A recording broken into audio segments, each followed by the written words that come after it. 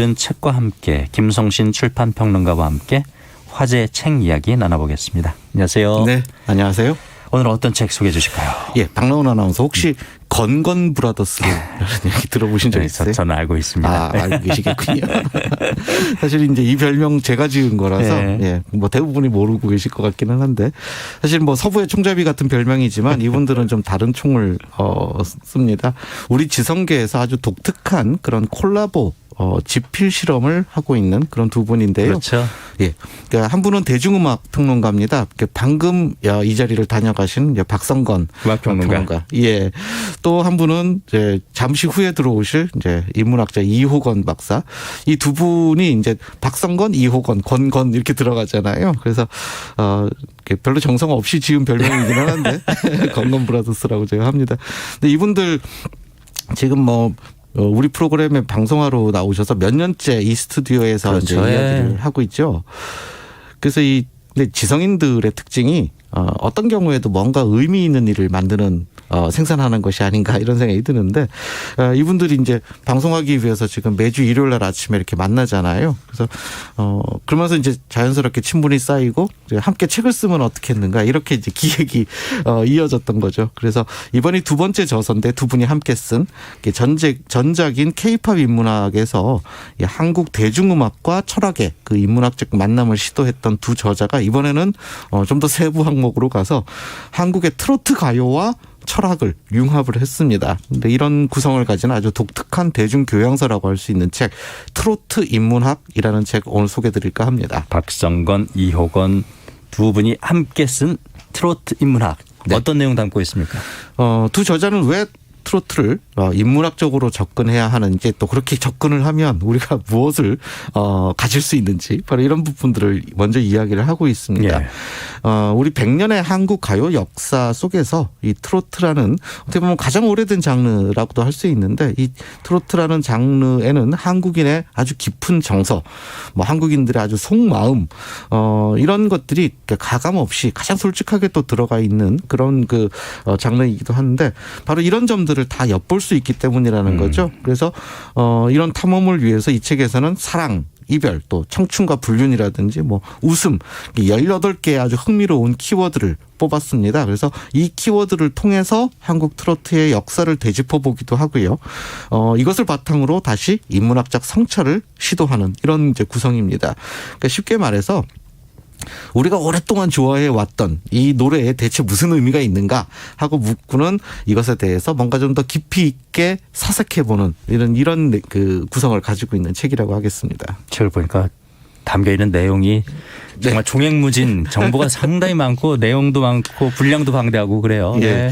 이 박성건 대중음악 평론가는 트로트에서 변심과 이별을 빼놓을 수 없는 주제다라고 이야기를 합니다. 그래서 전체적으로 한국 대중음악사를 이렇게 정리를 합니다. 대중음악 평론가답게. 그래서 뭐 1930년대로 거슬러 올라가서 그 당시에 박단마라는 가수가 부른 변할 수 있나요? 같은 노래에서부터 뭐 60년대에 남진의 가슴 아프게 같은 노래 또 90년대로 오면 이제 주현미의 잠깐만 같은 이제 우리도 이제 좀 아는 그런 노래들이 나오죠.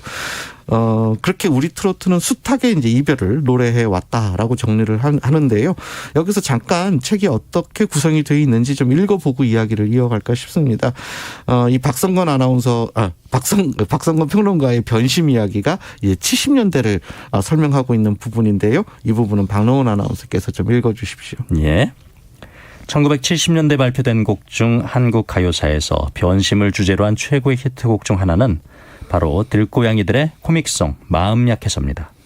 1971년 결성의 프론트우먼 임종임을 중심으로 미 8군과 동남아, 홍콩에서 주로 활동했던 와일드캣츠는 1979년 내한에서 앨범을 냈습니다.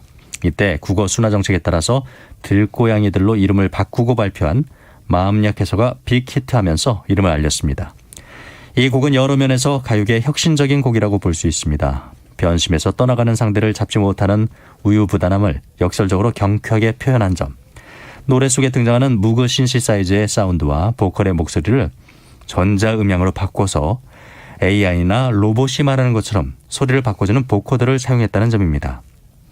또한 추임새 짜라자짜짜의 코믹성은 어린이부터 성인까지 모두 좋아할 수 있는 요소였습니다. 여러 면에서 신선함을 주어서인지 이 음반은 당시 30만 장이 넘는 판매고를 올려 그의 심수봉의 그때 그 사람과 함께 최고의 음반 판매량을 기록했습니다. 네. 이 본문 중에서 이 짜라라 짜짜짜를 어떻게 읽어주실지 제가 사실 되게 저희 기억나요. 예.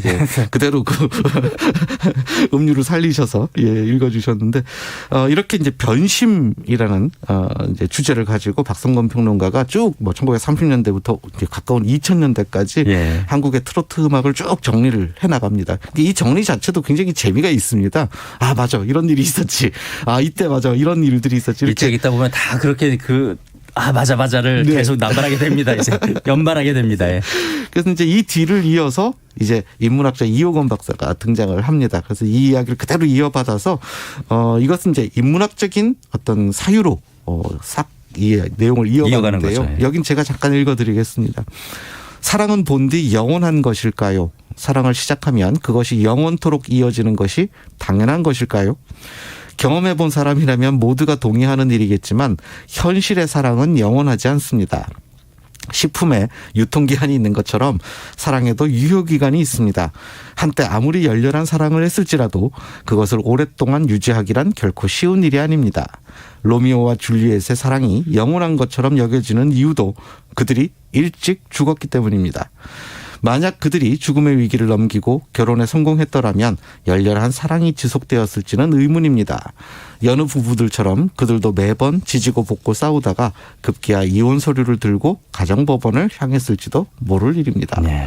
그러니까 좀 어떻게 보면 의도적으로 냉정하게 이야기하고 있는 듯한데요. 그러니까 앞에서 박성건 평론가가 이 어떤 노래 가사에 들어가 있는 어떤 감정적인 측면들을 잘 살리기도 하고 어떨 때는 증폭시켜서 보여주면 바로 뒤에서는 인문학, 철학적인 관점에서 또 들여다봐야 되잖아요. 그러니까 이제 조금 냉정하고 이성적이고 이런 관점에서 이렇게 글을 또 써서 보여주고 있습니다. 이런 식으로 음악평론가와 인문학자가 협업을 조화를 잘 이루어서 쓴 책이 트로트 인문학인 거죠. 예. 그래서 이렇게 이제 변심을 주제로 한 트로트 음악을 통해서 이제 이호건 박사는 왜 우리는 영원히 사랑할 수 없는지 이걸 이제 그냥 이렇게만 표현한 것이 아니라 이 소설 이 중간 내용을 보면 프랑스의 소설가인 스탕달의 연애론이라든지 또 철학자 알랭 바디우의 사랑 예찬 이런 책들을 인용하기도 하고 또 한편으로는 이제 종교적 관점에서 사랑이라는 것이 또 변심이라는 것이 어떻게 다루어졌는지 그 이유에 대한 이야기들이 나오기도 하고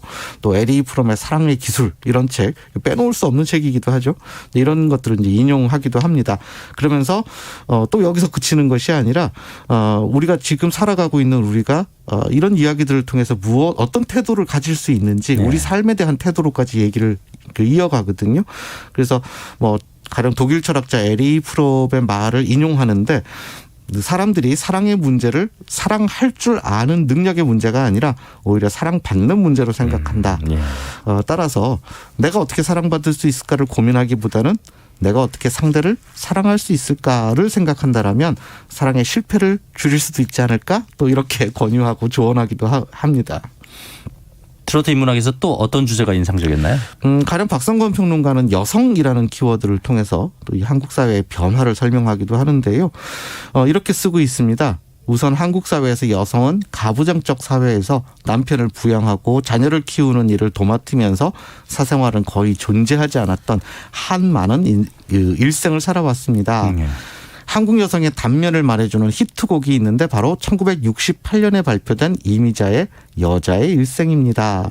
그러면서 또 이 곡은 프랑스 소설가 모파상의 동명 소설을 영화화하면서 주제가로 만들어진 것으로 제12회 부일 영화상 특별상 주제가 작곡상을 수상했습니다. 이렇게 이 노래에 대한 그 배경을 설명해 주고요.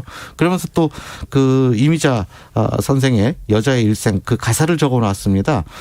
참을 수 없도록 이 가슴이 아파도 여자이기 때문에 말 한마디 못하고 헤아릴 수 없는 서름 혼자 지닌 채 고달픈 인생길을 허덕이면서 참아야 한다기에 눈물로 보냅니다. 이렇게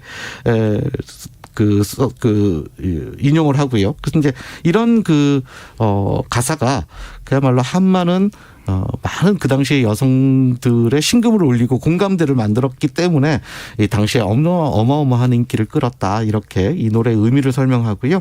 근데 이런 이야기를 받아서 이호건 박사는 그렇죠. 이제 이호건 선생님이 이어가야죠, 이제. 네, 이제 실존주의 소설가인 시몬느 보바르의 제2의 성이라든지 이런 책들을 인용해서 여성의 인권에 대한 철학적 사유 이런 것들을 전반적으로 쭉 소개를 합니다. 그리고 바로 이런 결론으로 여성이라는 주제에 대한 사유를 마무리를 짓는데요. 지금까지는 여성의 정체성을 사회가 만들어 왔다면 앞으로는 여성들 스스로가 자신의 정체성을 만들어 가야 하지 않을까 싶습니다. 주체성이나 자유는 타인에 의해 주어지는 것이 아니라 스스로 쟁취하는 것이니까요. 이렇게 결론을 맺습니다. 트로트를 통해서 살펴본 우리 삶의 모습 뭐 이런 것이 이 책의 의미라고 정리할 수 있겠네요. 네, 그러니까 100년의 한국 역사 속에서 다양한 이 트로트 음악들, 히트곡들을 통해서 우리 한국인들의 아주 내밀한 어떤 그런 마음과 이면까지 살펴보는데요. 또 이런 과정을 통해서 우리의 진정한 모습 이런 것들을 찾고 또 이 시대를 살아가면서 진정으로 또 인간답게 살아가는 것 이런 것들이 무엇인지에 대해서 좀 더 깊이 있게 할 수 있도록 도와주는 독특한 그런 교양서가 아닌가 싶습니다. 네, 박성건, 이호건 두 분이 함께 쓴 트로트 인문학이었고요. 앞에서 소개해드린 책은 박성건, 이호건 두 분이 함께 쓴 트로트 인문학이었습니다. 오늘도 김성신 출판평론가와 함께했습니다. 고맙습니다. 네, 고맙습니다. 네.